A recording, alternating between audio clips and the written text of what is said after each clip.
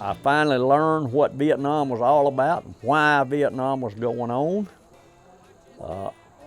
I did what I was supposed to do. I did what I was assigned to do. We saw what communism had done to Russia and other countries and how people's lives have been destroyed. We didn't want that to happen to anywhere else. I mean, we felt like the South Vietnamese deserved to have freedom. And that's the reason I joined up. I felt like we needed to go help somebody.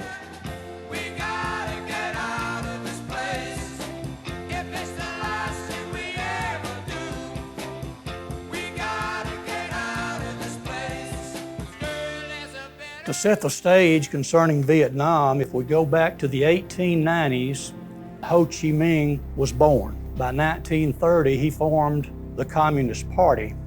By 1945, when World War II ended, part of the spoils of war, if you will, was dividing up territories that were recently acquired from the victors in World War II. So France regained their foothold in Vietnam. In 1951, President Truman of the United States actually sent some military assistance in the form of advisors to Vietnam to assist the French. But by 1954, the French were overrun, defeated by the Vietnamese. To end the war, the Geneva Convention solution was to divide North and South Vietnam.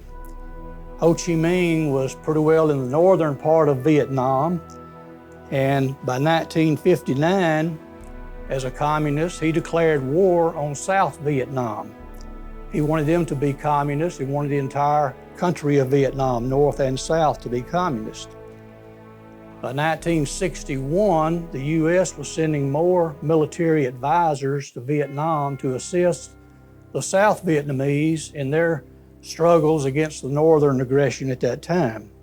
1965, in March, the first United States forces were sent in and landed in Vietnam to basically secure the airfield.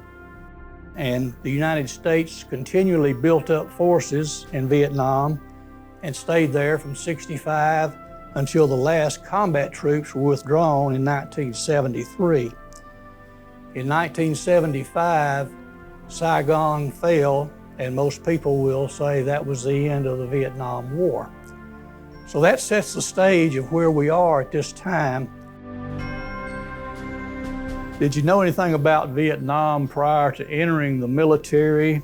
I think a large number of Americans did not know where Vietnam was, and it was probably a new word for a lot of people when they first heard the term Vietnam. I only knew what I heard on the news, and of course when I was in high school, that was 12th grade, we learned about Vietnam and what was going on in Vietnam. I knew very little about Vietnam. I was hearing on TV and that sort of thing. My brother was in the Air Force, so I knew what was going on in Vietnam because of him. I had barely heard of Vietnam when I graduated in '64 at UNA, and it turned out that my class was the first to experience any real casualties. I knew about it because my dad was deep into politics, and he was very interested in the Cuban crisis. I think we all lived during the Cuban Missile Crisis, but we watched Khrushchev on national TV threaten to bury us all. So we were all had a little bit of fear of communism. Mm-hmm. It was real to us, and we saw and felt that there was a threat of communism taking over the world. We studied history. We saw what communism had done to Russia and other countries and how people's lives have been destroyed. Tens of millions of people were murdered by communists in the Soviet Union and other countries, China. We didn't want that to happen to anywhere else. And they were expanding. They were expanding across the world as fast as they could, economically and militarily. We felt like the South Vietnamese deserved to have freedom. What are your thoughts about how the Vietnam War was handled by the media during those days? Well, I was upset before I went over there because I didn't like the way the press was handling the war. I felt like Walter Cronkite, if he'd been doing that during World War II, they'd have tried him for treason. And the things that they were bringing out were all negative, anti-American, pro-communist in my book. The only thing that really got to me was the protest at home. I felt that we'd just been betrayed by a lot of our own public. And so I know in the Army, a lot of us just kind of withdrew from the idea of the society as a whole, and we'll just make it on our own. We're soldiers, that's what we do. They can go do what they want to do. In the city where I was located, there was no American television. Stars and Stripes and Armed Forces Radio was the only communications we had. We did have TV at our barracks, but it was all regulated by the U.S. Army. We really didn't know a lot about what was going on back home. It's when you come home and hear it and you think, how can that be? Because I was there and I didn't see that.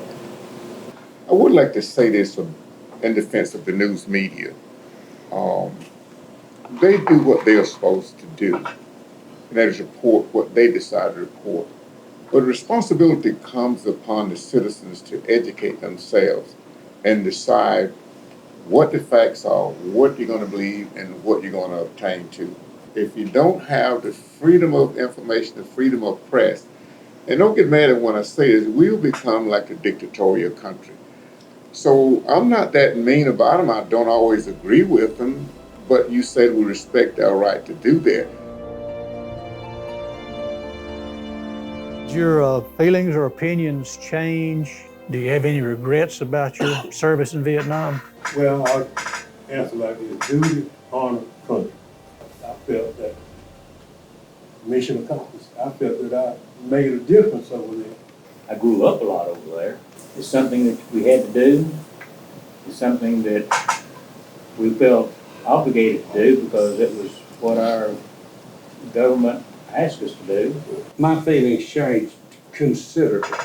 The reason for that is the charade that was perpetrated by the news and the United States government.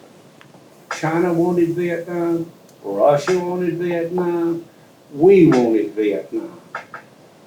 They did not like our democracy. Ho Chi Minh did not, because they did not want to be colonialized again against the French. When I got back and started reading books and studying, there are a lot of things that should have been and could have been done differently. So I know more about the war after my mission than I did before and during. I believed in what we did when I went over and while we were fighting the war. But toward the end of my tour, in the latter part of '68, I was up on the DMZ, a little fire base called Alpha 3. That was when we had the ceasefire into North Vietnam. We took incoming, we could see enemy muzzle flashes, and we weren't allowed to defend ourselves and shoot back.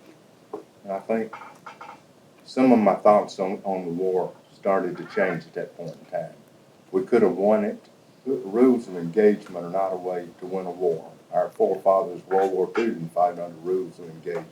And in the long run, that would have saved lives on both sides.